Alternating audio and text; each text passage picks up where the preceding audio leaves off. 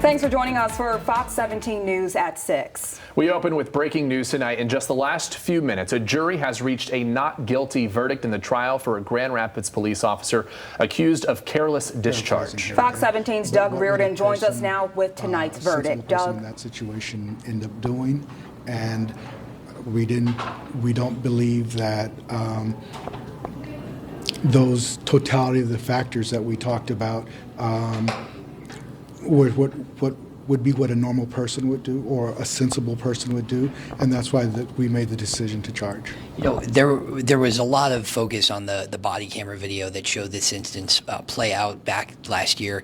It was very difficult to see at some points exactly where Officer Bauer's finger was, whether it was on that trigger or off that trigger. Do you think better body camera video would have made a better case for you? You know, as you guys saw during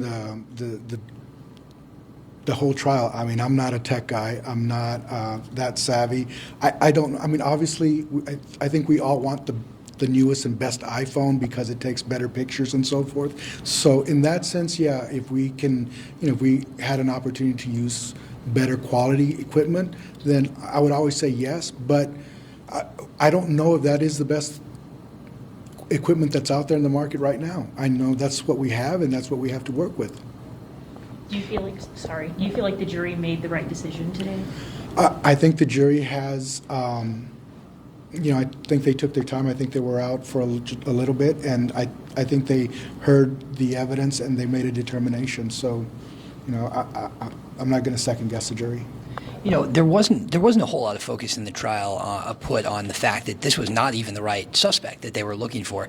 You know, do you think that maybe paying a little bit more attention to that might have changed the jury's mind? Why not the focus on that? Well, the charge again was the careless discharge of the weapon, okay, of causing property damage, and because of that, the elements are: did he do something?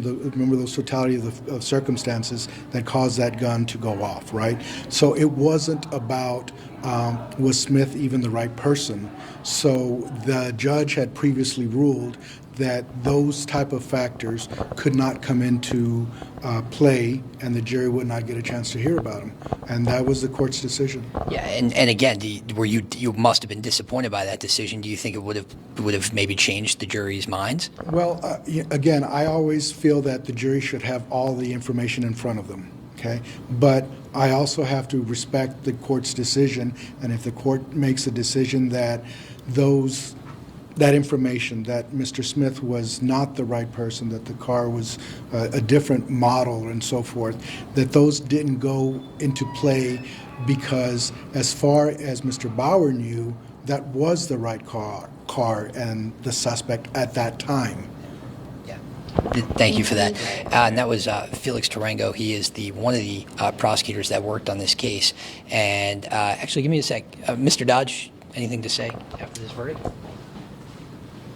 We appreciate the jury's attentiveness over the last 2 days. That was a perfect example of the beauty of our justice system there, when a mere allegation is made, where looking for through the entire case, the evidence, expert testimony, because what was ultimately determined is that Officer Bauer did nothing inappropriate whatsoever on this occasion, and I'm just relieved for he and his family now that this is over with.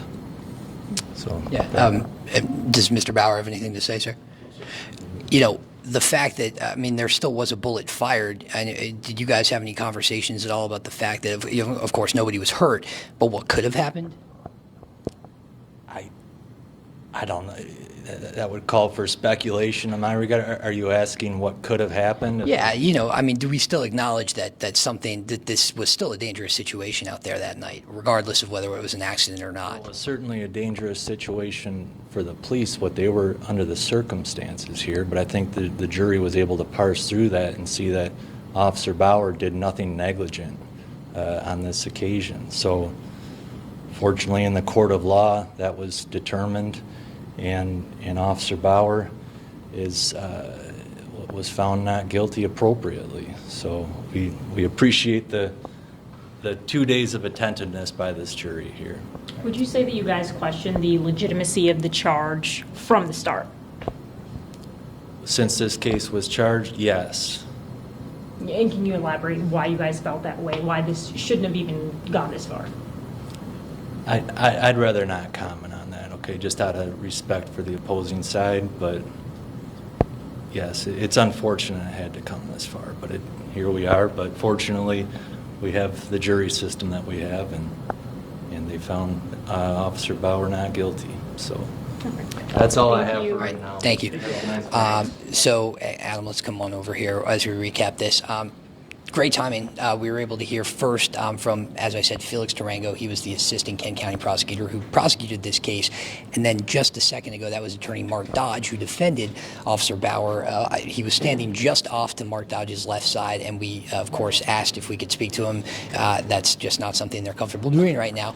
But this was a very quick verdict that was returned here today. They got that case. The jury did it about 4:45, and it was almost to the hour at 5:45 that it was returned. And so a quick verdict, of course, a not guilty verdict. Just to recap some of the facts of this case, this was back on December 9th of 2021.